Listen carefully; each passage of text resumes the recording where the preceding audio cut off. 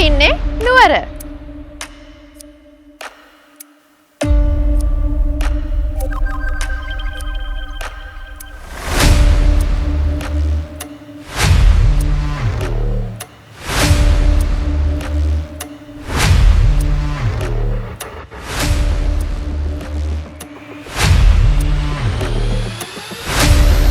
අද අපි ඉන්නේ නුවර අලුත් පාරේ ඩේවිඩ් පීරිස් මෝටර් සමාගමේ අලුත්ම අලෙවි ශාඛාවේ.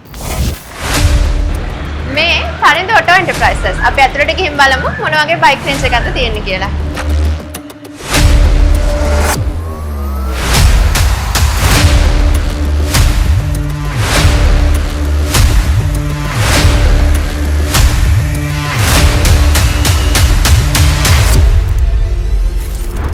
මේ තියෙන්නේ Pulsar NS 200 බයික් එක. මේ බයික් එකේ විශේෂත්වය තමයි රයිඩර්ගේ ආරක්ෂාව වෙනුවෙන් ඩුවල් channel ABS පද්ධතියක් දෙනවා. ඒ වගේම මේක හදලා තියෙන්නේ F5 තාක්ෂණයෙන්. ඒ නිසා ඉන්ධන කාර්යක්ෂමතාවය වැඩි කරනවා. full digital meter එකක් තියෙනවා. ඒ වගේම මේ බයික් එකට ඔයගොල්ලන්ට Bluetooth connect කරගන්න පුළුවන්කමක් තියෙනවා.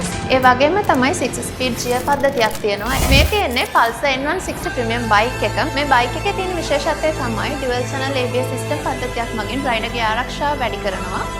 full digital meter එකක් තියෙනවා. ඒ වගේම ඕගොල්ලන්ට මේකට Bluetooth connect කරගන්නත් පුළුවන්කමක් තියෙනවා.